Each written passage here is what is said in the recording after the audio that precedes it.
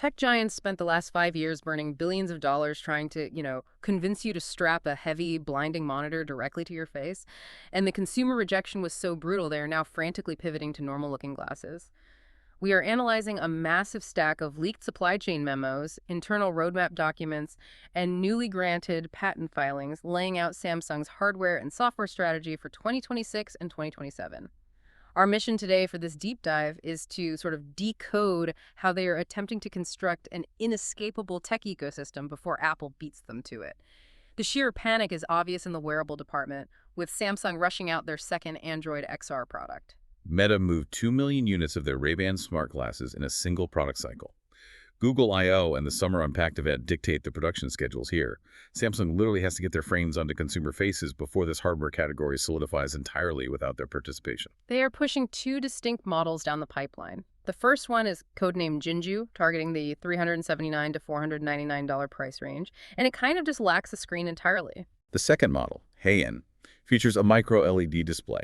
It costs between $600 and $900, but will not launch until 2027. Pushing a screenless model to market first feels like a massive compromise.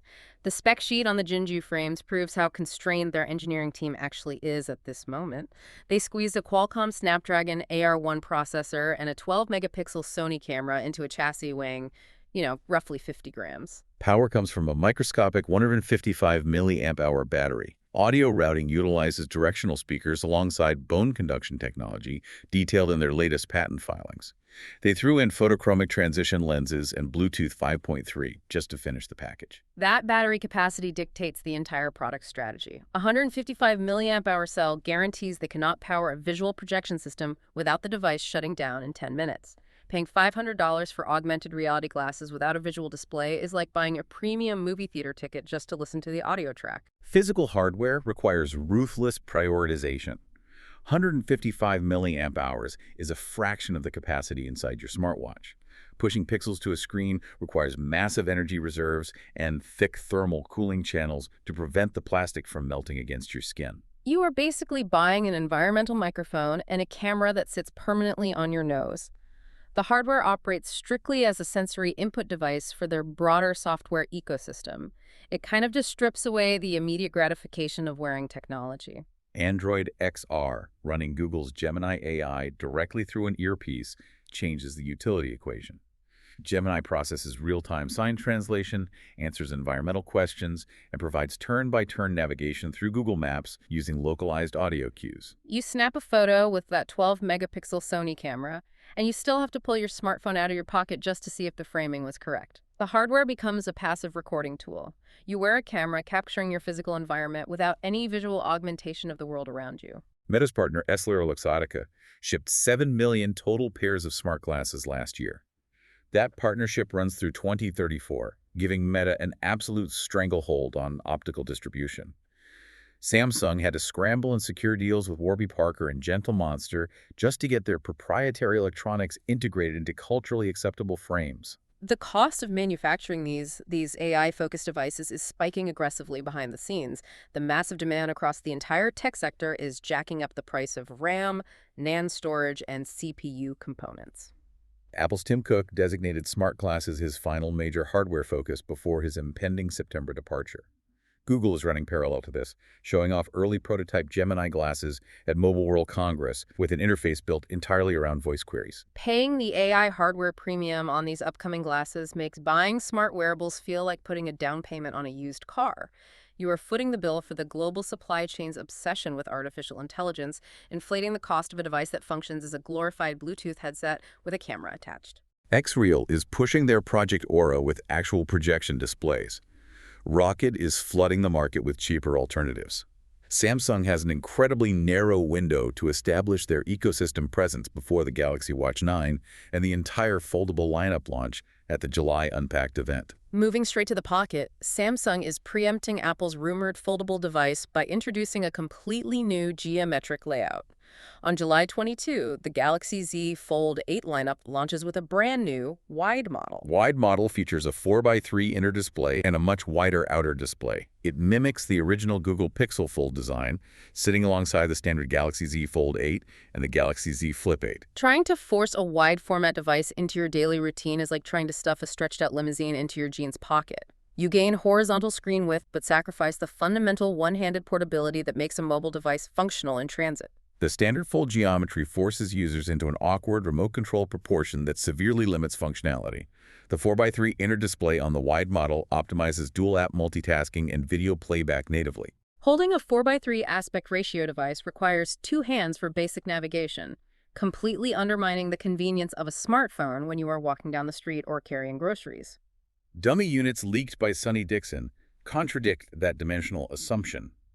The physical footprint of the wide model is significantly shorter in vertical height.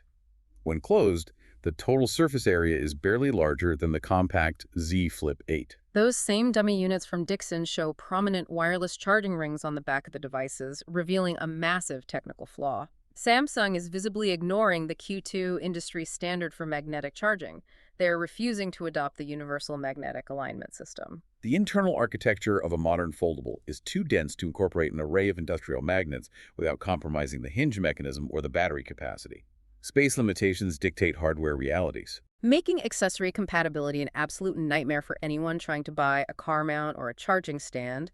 You are paying premium flagship prices for a device that actively rejects the prevailing accessory ecosystem. It forces users to rely on proprietary Samsung accessories or gamble on third-party adhesive rings that ruin the aesthetic of a $2,000 piece of hardware. The omission of Q2 magnets on the Fold 8 directly foreshadows a severe engineering bottleneck hitting the upcoming Galaxy S27 line. Supply chain leaks indicate Samsung might completely relocate its iconic upper left rear camera array. Tearing up your visual brand identity for a battery magnet defies basic product logic. You do not destroy a recognizable silhouette just to make snapping a charger onto the back slightly more satisfying. The upper left camera placement has defined the Galaxy profile for multiple generations. Physics dictates the layout change. Two solid objects cannot occupy the same space inside a millimeter-thin glass sandwich. The S26 series only supported QA2.2 magnetic cases.